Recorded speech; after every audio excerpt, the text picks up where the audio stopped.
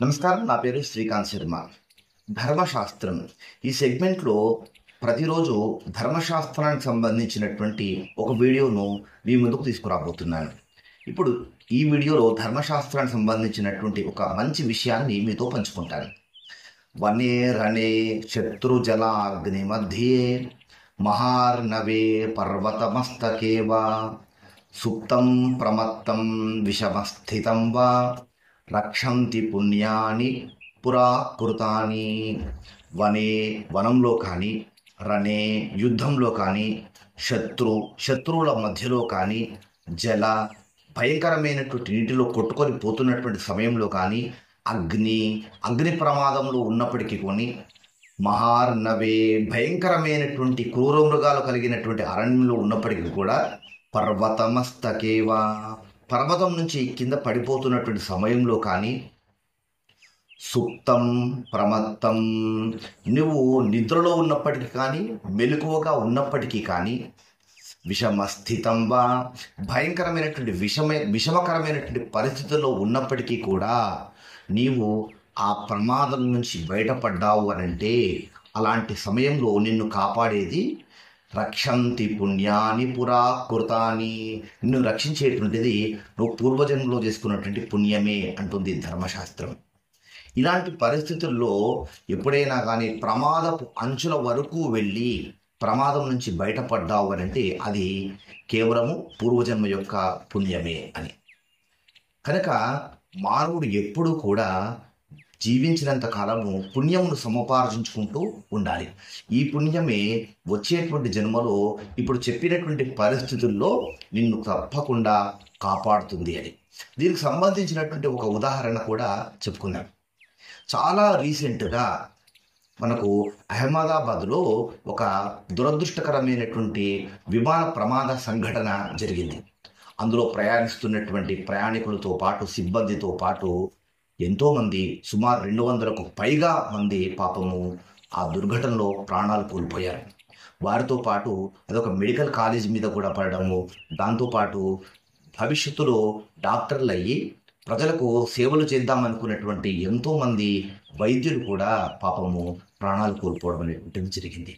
ఈ సందర్భంగా వారందరికీ కూడా ప్రగాఢ సానుభూతిని, అశ్రు నివారిని తెలియజేసుకుంటూ, వారి కుటుంబాలకు ప్రగాఢ సానుభూతిని తెలియజేసుకుంటూ, ఈ సందర్భంగా నేను చెప్పేది ఏంటంటే, అంత భయంకరమైనటువంటి ప్రమాదం జరిగినప్పటికీ కూడా అందులో నుంచి ఒకే ఒక వ్యక్తి ప్రాణాపాయ పరిస్థితుల నుంచి బయటపడడం అనేటువంటిది జరిగింది.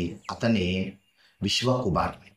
ఇప్పుడు నేషనల్ మీడియా నుంచి ప్రతి ఛానల్ కూడా విశ్వకుమార్ని మృత్యుంజయుడు అంటూ ఇంటర్వ్యూలు చేయడము, అన్ని మీడియా ఛానల్లో కూడా ఆయన గురించి వార్తలు రావడం అనేటువంటిది కూడా చూస్తున్నాం.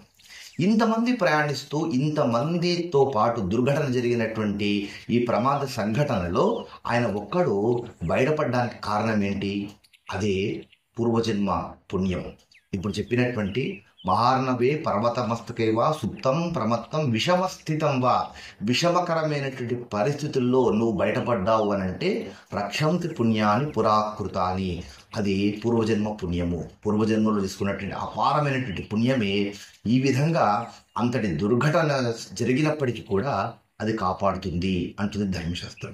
ఇప్పుడు చాలామంది కొంతమంది అఫెండ్ అవుతారు, బ్యాడ్గా కామెంట్ చేస్తుంటారు. అంటే మిగతా వాళ్ళందరూ కూడా పాపాత్ముల, పాపం చేసుకున్నవారా? ఎంత మాత్రము నేను ఆ విషయాన్ని చెప్పడం లేదు. వాళ్ళందరూ పాపాత్ములని కానీ, పాపం చేసుకున్నవారనేటువంటిది కానీ నా అభిప్రాయం ఎంత మాత్రం కూడా కాదు. మరణించినటువంటి ప్రతి వ్యక్తి కూడా మనము ఖచ్చితంగా వాళ్ళని గౌరవించాల్సినటువంటిదే. పోయినోళ్ళందరూ మంచోళ్ళు, ఉన్నోళ్ళు పోయినోళ్ళ తీపి గుర్తులు అన్నాడు మహానుభావుడు. మరణించినటువంటి ప్రతి వ్యక్తి మహనీయుడే. అయితే ఈ ఒక్క వ్యక్తి గురించి ఇతను మృత్యుంజయుడు అని చెప్పుకుంటున్నాం కదా, దానికి ధర్మశాస్త్రంకు సంబంధించినటువంటి ఈ శ్లోకానికి ఉదాహరణగా చెప్తున్నాను.